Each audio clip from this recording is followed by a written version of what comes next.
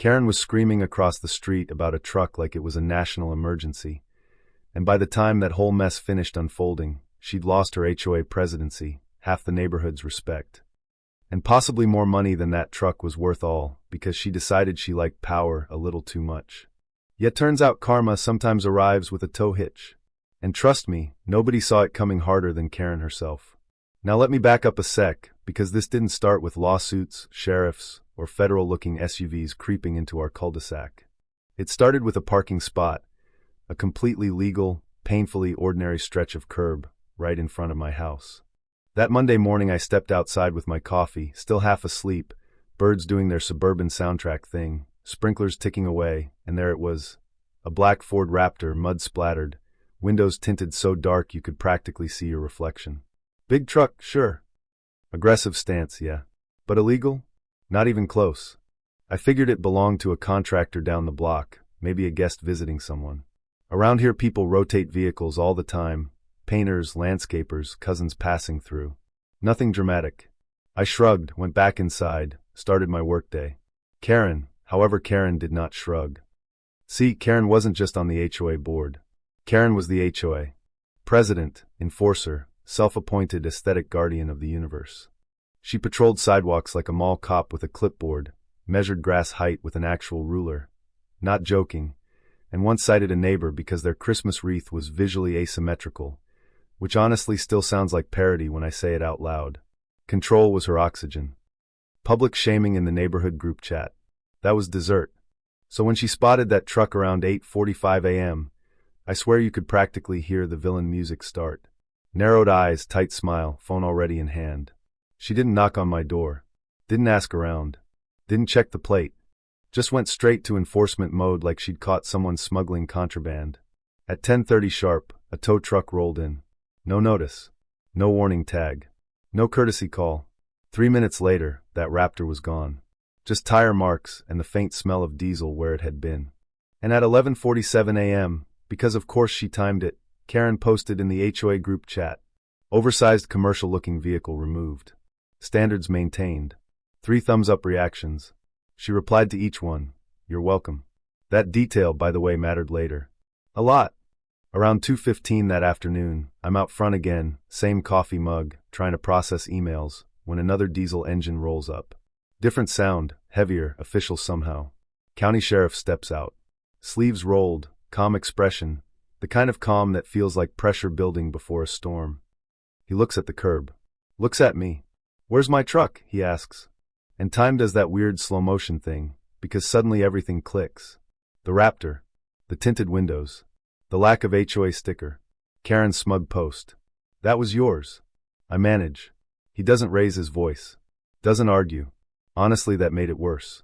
He just nods once, pulls out his phone, and starts making calls, not the casual kind either. I overhear phrases like government asset, unauthorized removal, potential misuse of authority, and something about compliance logs from the tow company.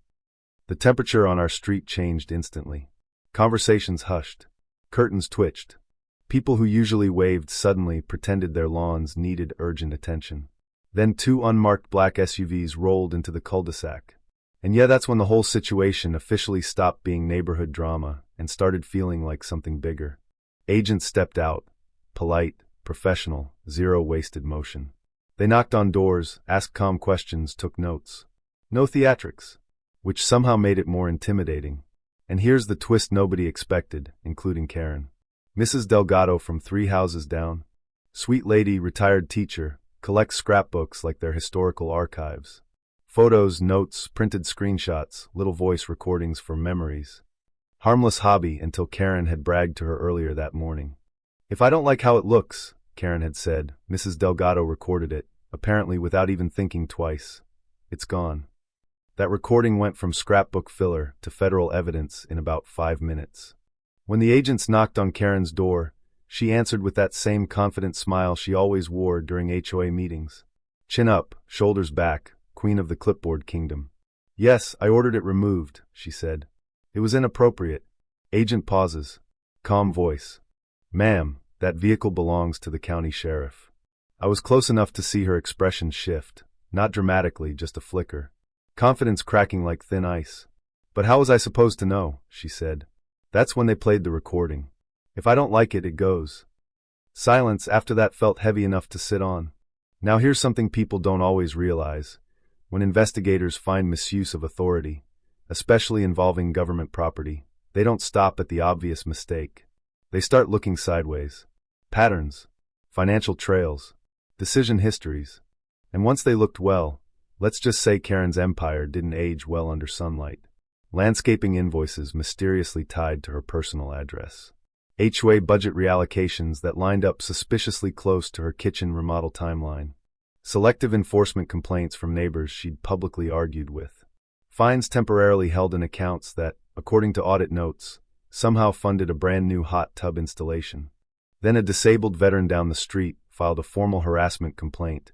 Apparently Karen had cited his wheelchair ramp 3 times over minor technicalities. After that, 2 more neighbors stepped forward with stories they'd kept quiet because, honestly, everyone was a little afraid of her. That truck, it was just the loose thread. And once it pulled free, the whole sweater unraveled fast. By Wednesday, the sheriff filed civil damages. The tow company filed a complaint. Apparently they'd acted under her authority without verifying jurisdiction.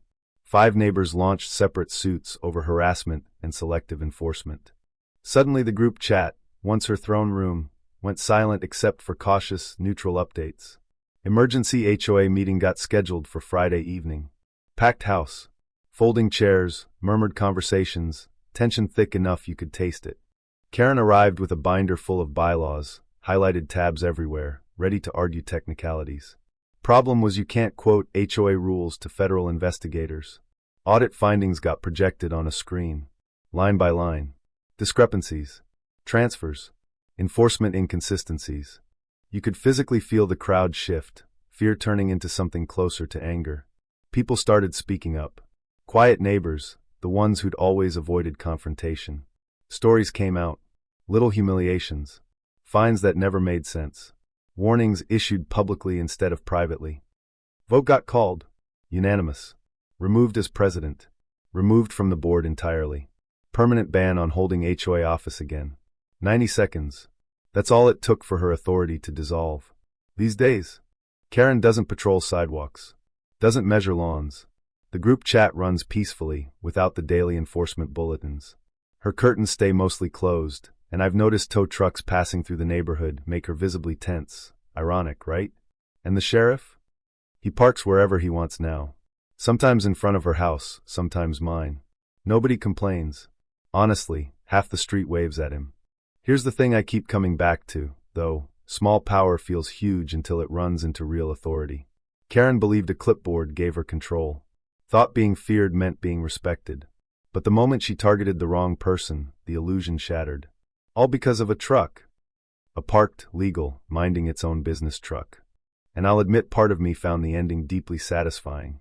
Not because I wanted her ruined, I didn't, but because balance finally showed up. Actions meeting consequences. That kind of quiet justice you rarely see play out so cleanly. Still, it does make you wonder when someone acts untouchable in a neighborhood, a workplace, anywhere really. Is it confidence or just borrowed authority waiting to expire? So I'm curious, if you've ever lived under an HOA, or dealt with someone drunk on small power, what would you have done in that situation? Stayed quiet, pushed back sooner, or just watched the dominoes fall like we did? Drop your thoughts, your stories, your take on what real accountability looks like, because honestly, conversations about fairness and power only get better when more voices join in.